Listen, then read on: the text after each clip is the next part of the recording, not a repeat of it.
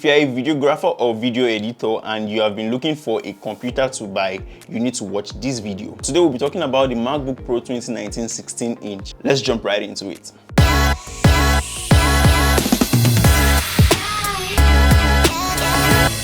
Alright, so the first thing I like about the MacBook Pro 2019 16-inch is actually the size. Why is because I can see everything I'm doing in one screen.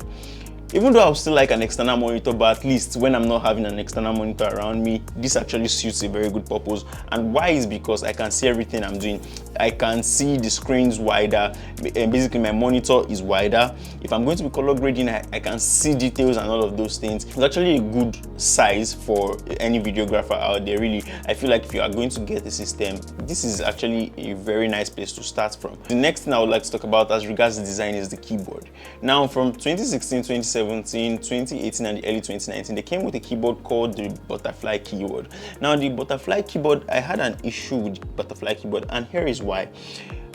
It clicked, which was not so much of a problem, but the problem I had was, you had issues of things sticking in them, and I never really understood where those things were coming from. If it was something falling on the system, sometimes I kept my system clean, I close it, and when I open it, I'm touching it and it's having that feel.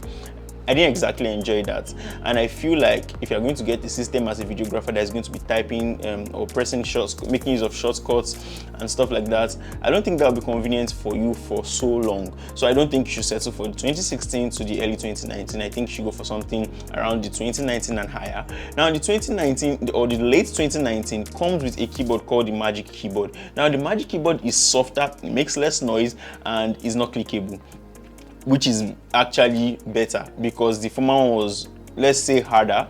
Compared to the Magic Keyboard, it's actually harder. So let's talk about something else. Let's talk about the mouse or the trackpad. Since you're a videographer, you know the importance of a large trackpad or even an external mouse. But in the event you don't have an external mouse to work with and you are maybe in your taxi, you're trying to catch a flight and you cannot use your mouse, I'm sure you don't want to be stuck with a small trackpad because it can be frustrating when you're trying to drag items in, when you're trying to work on your timeline. It can be very discouraging when you're using a small trackpad, which is why some people go for a mouse rather than dealing with that small trackpad. But MacBook was able to, or Apple was able to incorporate a bigger trackpad into the MacBook Pro 2019, and it is really interesting, and I like using it. It helps me move around quite nice, and it's perfect for me. Still talking about the design, let's talk about the touch bar. The touch bar is a unique selling point for the MacBook Pro 2019 16-inch. And why is it a unique selling point? Because it actually has a very fun feature, right? It has lots of features. For example, if you're color grading in DaVinci Resolve or something in that regards, there are certain functionalities that come up. For example, you can adjust your highlights, you can adjust your shadows, you can adjust your color tone, you can adjust a lot of things, right? You can adjust your gain, whatever you want to do. Like, a couple of features just appear on there and you can just do it by the touch of it and by the sliding, and you are having direct look. So you don't have to move your mouse, click and start dragging. All you have to do is make use of your touch bar. Even in Premiere Pro, it has a couple of cool features that you can actually use. So I feel like this makes a videographer's life easier. I do not have any idea why Apple decided to take out the touch bar from the 2021, but I do not recommend you get it, right? If you are going to get something around the 2021, I think you should just rather go for the 2022 because it comes with the touch bar again, and that is very helpful if you are going to be editing videos and all of those stuff. So get the 2022 or get the MacBook 2019 16-inch. Yeah, it's going to make your life easier as a videographer. Let's now get into a few details about the MacBook Pro 2019 16-inch. My MacBook Pro 2019 16-inch is actually a 16GB RAM, Core i7, and it comes with a 512 internal storage. Now, with this, I can actually edit video seamlessly, right? A Core i7 definitely makes my system fast. The fact that it comes with a 16GB RAM makes my system super fast. It comes with a 2.6 GHz processor. It's really fast. That's not the height of speed, but I feel like it is a good starting point for a videographer that's going to be working on something slightly heavy. Now, if you're going to be working on extremely heavy stuff, this system might not be the best for you, though it might serve the purpose for a certain number of of time, yeah, let's say for a couple of months and thereabout, but then it slows down as the process goes on. And it can handle 4K clips really seamlessly. So I've had issues or I've had situations where I had to edit multiple 4K clips, and I laid them on each other and the system still played them seamlessly without any lag and any of those problems. So if you're a videographer, you need a sweet system to use, this is a good place for you to start, because it's super fast and it's easy to use, easy to move around. One thing I did not like about the 2019 though are the ports.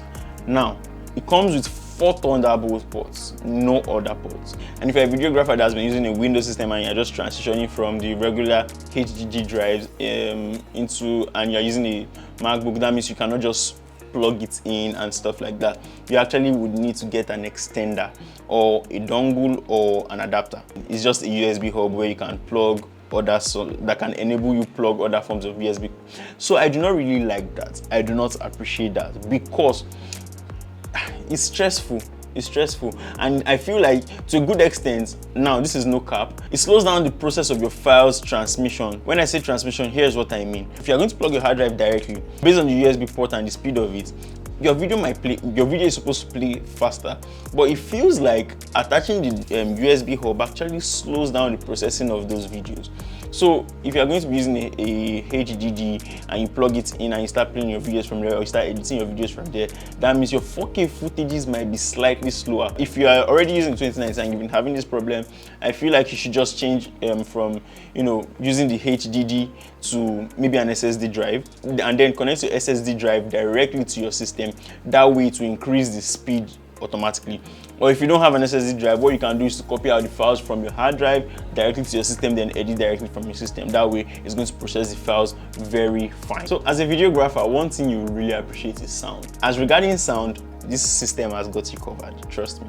Now it has a very nice speaker which has a balance between the highs, the lows and the mids, and it's very loud. So it's not like one of those speakers that are just low and yeah. It's actually very loud and it has good sound even at the loudest. So if you're a videographer and you're not in your workspace where you have all your grand speakers and everything surrounding you to hear the good crisp and clear audio, if you're in another space where you cannot use that, you can actually just use your system because it gives you great audio quality. And as a videographer, I appreciate it, and I feel like you should appreciate it as well. If you don't, then always work in your workstation. But for me, this is actually a great place to start. The Apple MacBook Pro 2019 16 inches come with a Ultra HD Retina display. It is very clear and crisp, especially when you're editing your videos or watching footages on it. It gives a really distinct quality. It makes your editing experience very interesting because the colors pop, everything is good. Definitely, you would need a flatter monitor to check out the actual original color of it, though it gives you a very close feel to an original color.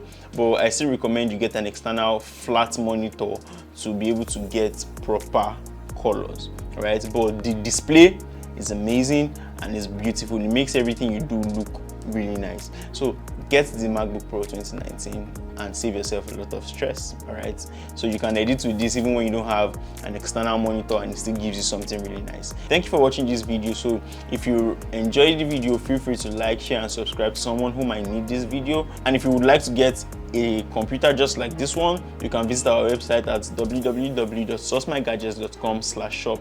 Then you can find the MacBook Pro 2019. Feel free to follow us on every of our social media at sourcemygadgets, and enjoy the contents there. Thanks for watching. I really appreciate you. Bye.